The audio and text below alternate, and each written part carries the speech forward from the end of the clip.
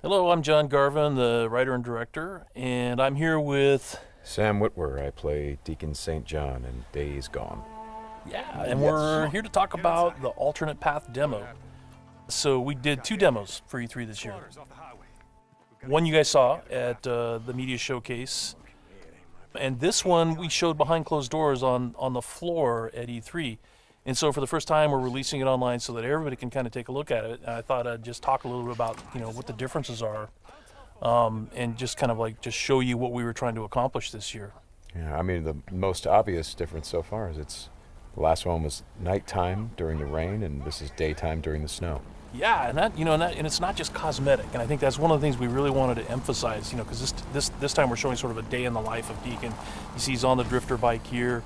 We wanted to show a little more of the bike riding and how the weather can kind of impact that. So we have this drifting mechanic, right? You see him kind of slipping and sliding around a little bit. Changes the handling of the bike. That's really interesting. Now, there were wolves there last time, John, and these wolves would pursue you down this road, and then Deacon had to turn his back, shoot a wolf, and he got clotheslined right up there, didn't he? Yeah, exactly. So this time you see that he wasn't being chased by the wolves. That's a dynamic event that can that can happen or not. It just depends on when you're playing the game. Interesting. And this time Deacon saw the ambush and he was able to avoid it. So he kind of comes up and around and behind them. So does weather impacts whether these creatures show up or not in daytime, and nighttime, all that stuff? Yeah, absolutely. So especially the freakers, they come out, they're mostly nocturnal, but they will come out as the weather gets colder. They become stronger in the cold. Right. And so that will, again, kind of change up the way the game plays. That's very, very, I kind of love that you decided to do this as a demo to show 2 completely different iterations on the same exact mission in the game. Yes, exactly. So we wanted to have, the job is basically the same. Deacon hears that his buddy's in trouble, rides out to save his life. And, as you can see here, this is a completely different experience from what we showed in the first demo. In the first one, Deacon gets clotheslined, and it sounded very painful, by the way. Oh, speaking of painful, okay, so the combat in this game is fairly brutal. John, you want to talk about that a little bit? Well, we just wanted to make it as realistic as possible. So, yeah, we're not holding back on that at all. And Sam's done most of his own stunt work for this. And I can tell you that when we're on the performance stage and we're capturing that stuff, we just try to keep it real, right? Right. Well, right. There was sort of a decision made at some point. What I've been on the project for 2 or 3 years now. Yeah, I think 3 years. And so early on, I think there was a more, what were we?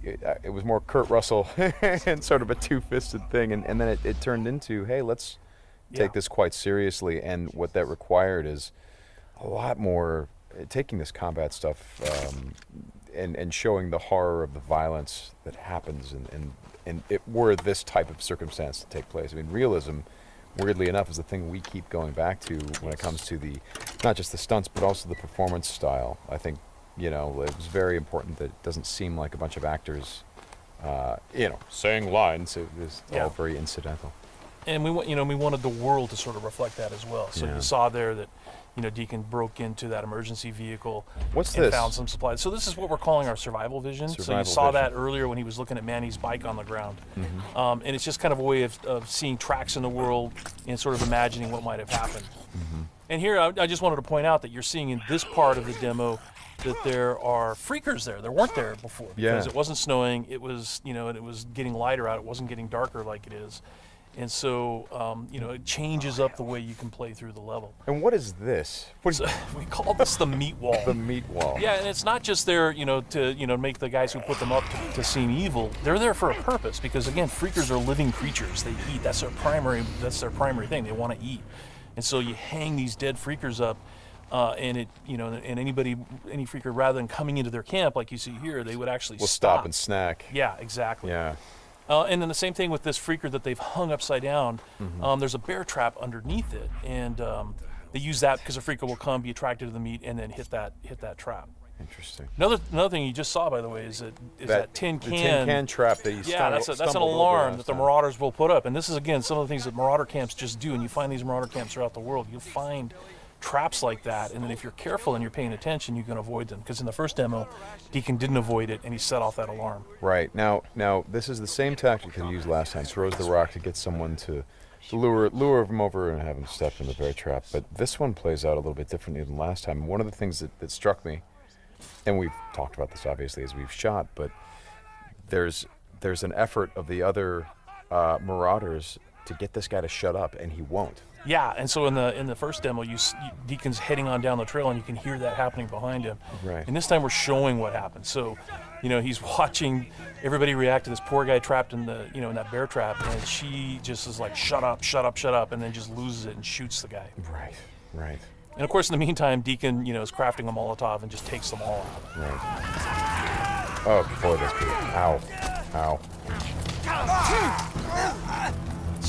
So again, it's like in the previous demo, Deacon would have gone off to the trail down to the right.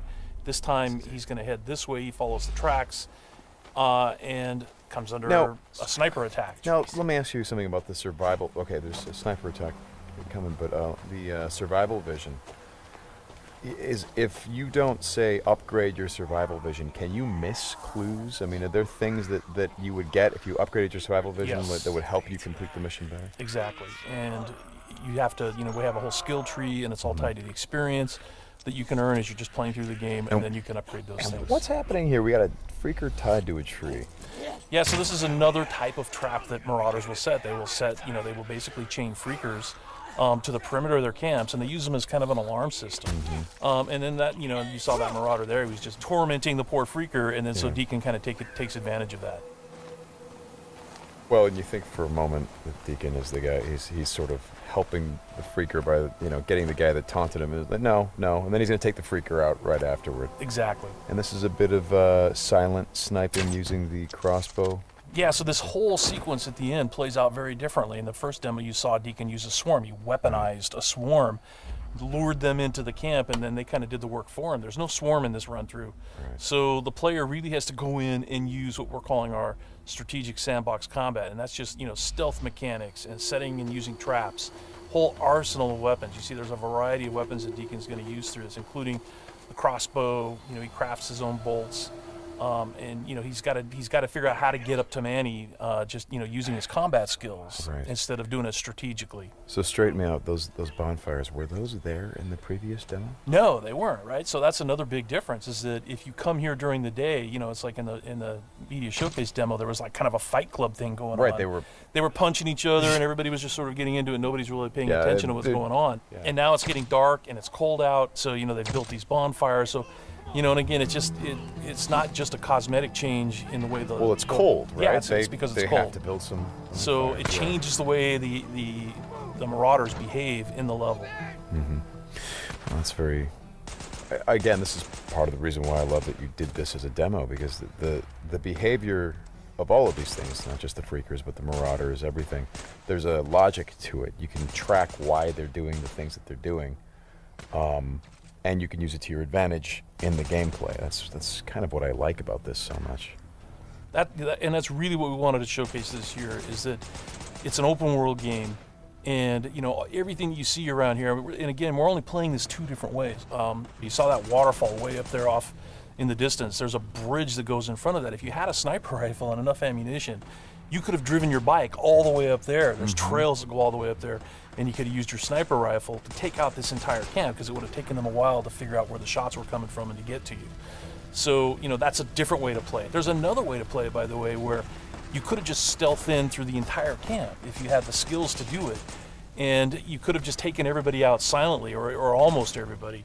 And then you could have gotten up to where Manny's being held using a different route, and just stealth killed that guy. There's no reason that you have to come in and run and gun it like Deacon is doing here. Hey, how scarce is ammunition? Because I see him switching from a bunch of weapons, and when we saw this demo, when I came in and saw it at A3, one of the things that I really enjoyed was I was sitting next to you, and the driver was playing the game, and at some point I saw you shift in your chair and you leaned forward, and I heard you say, "Oh man, uh-oh."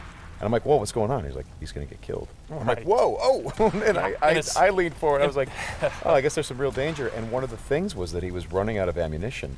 And he was trying to go pick up ammo from the dead he was looking for Marauders. Ammo, But he was under fire. So when we were at E3, we had a whole team with us, and everybody played it slightly differently. So it just shows you that it's not scripted at all. Yeah. And then this Rager Bear.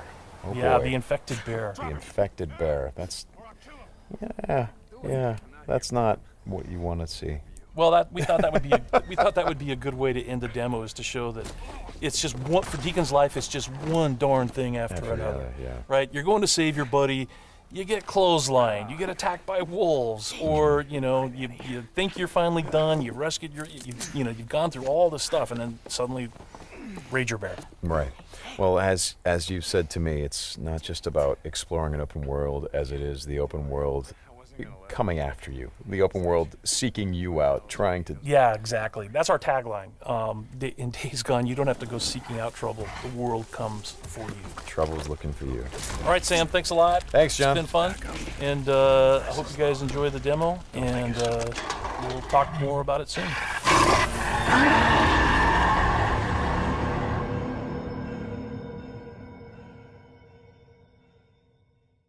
PS4 for the players.